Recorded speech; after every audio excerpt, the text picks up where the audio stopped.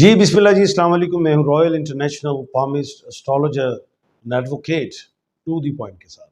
آپ کو جیسے کہ معلوم ہے کہ میں روزمرہ ملکی صورتحال کے حوالے سے، سیاست ہوں اور معاملات ہوں، اس کے حوالے سے بھی لوگ دیتا ہوں آپ لوگوں کی ڈیمانڈ کے مطابق.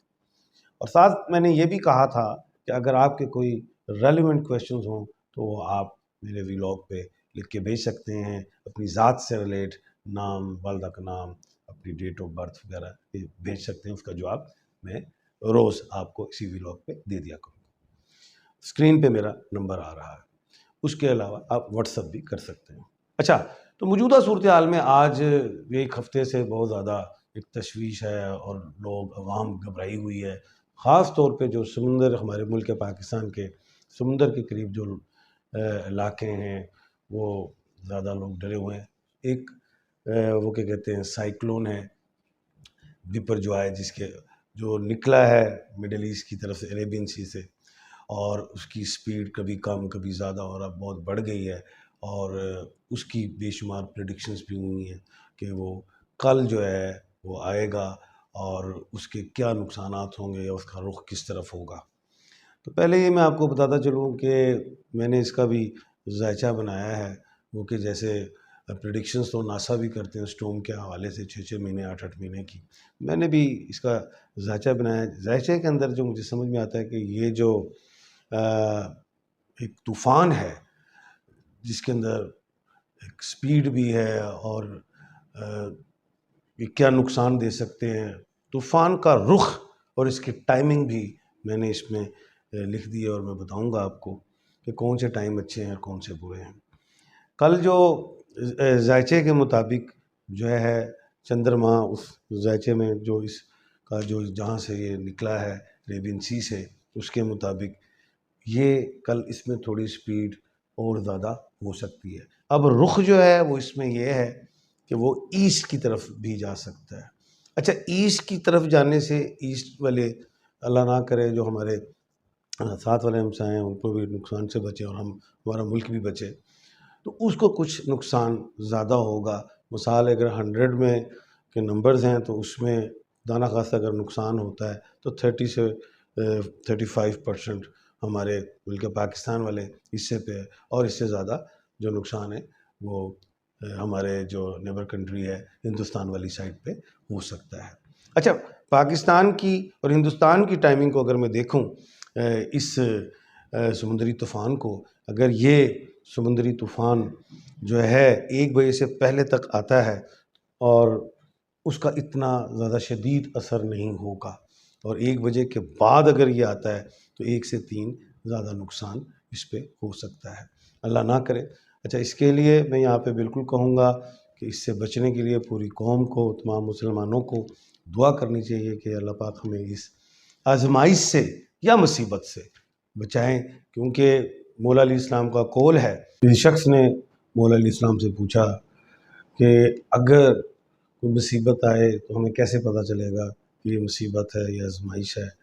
تو آپ مولا علیہ السلام نے کہا کہ اگر جب کوئی مصیبت آئے تو اگر آپ کا تعلق اللہ سے زیادہ ہو تو سمجھو کہ وہ آزمائش ہے، اگر وہ مصیبت آئے اور آپ کا تعلق رب سے کم ہو جائے تو مصیبت ہے.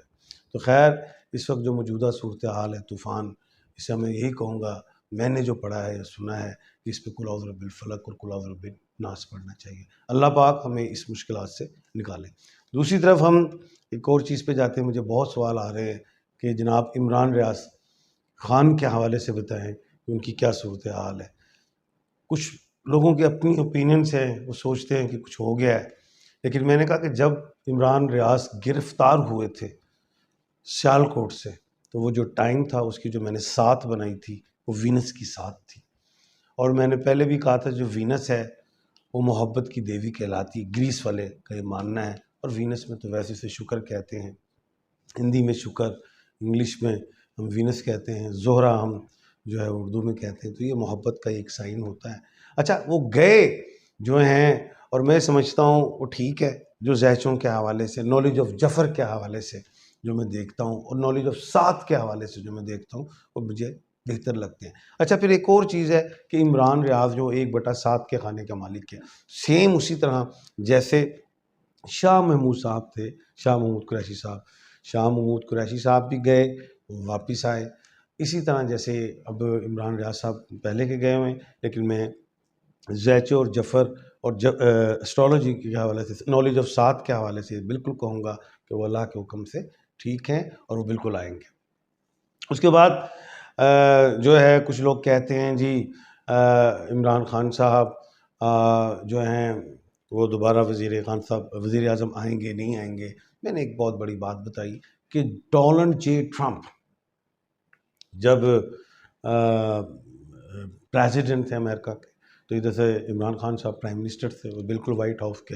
میں نے ایک بات کی تھی کہ ڈونلڈ جے ٹرمپ بھی آئیں گے، عمران خان صاحب بھی آئیں گے۔ اب وہ آئیں گے کب، یہ میں پھر کبھی بتاؤں گا وہ کون سی ٹائمنگ ہے کیا ہے، لیکن ڈونلڈ جے ٹرمپ جو ہے وہ 1/10 کے ہیں خانے کے مالک، اور ادھر عمران خان بھی 1/10 کے خانے کے مالک ہیں۔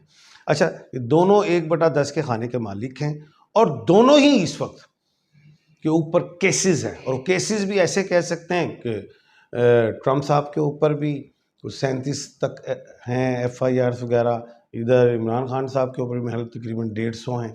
اچھا دونوں ایک پرائم منسٹر ایکس اور ایک پریزیڈنٹ ایکس، اور ان کے اوپر یہ بھی ایک ورلڈ ریکارڈ ہی بنے کہ اتنی FIRs، اور لیکن خیر ہم نے اب دوسری طرف آتے ہیں، اس میں یہ ہے کہ موجودہ صورتحال میں جو ہے ادھر کی جو گورنمنٹ ہے امریکہ کی، وہ چاہتی ہے موجودہ کہ ٹرمپ صاحب کسی طریقے سے ان کو ریلیف نہ ملے اور یہ پھنس جائیں، تاکہ اگر کسی کیس سے نکل جاتے ہیں، کیسوں سے نکل جاتے ہیں، تو یہ دوبارہ پریزیڈنٹ بنیں گے۔ ادھر ہمارے ملک میں بھی PDM کے ساتھ بڑی لڑائی رہی عمران خان کی، جس میں وہ مشکلات میں گھرے رہے، اور ان کی پوری کوشش رہی کہ یہ نہ آئے، اور آپ نے دیکھا ابھی موجودہ بھی یہ ساری جماعتیں اکٹھی بھی ہوئی، نئی جماعتیں وغیرہ، بڑا کچھ یہ چیزیں آئی ہیں سسٹم۔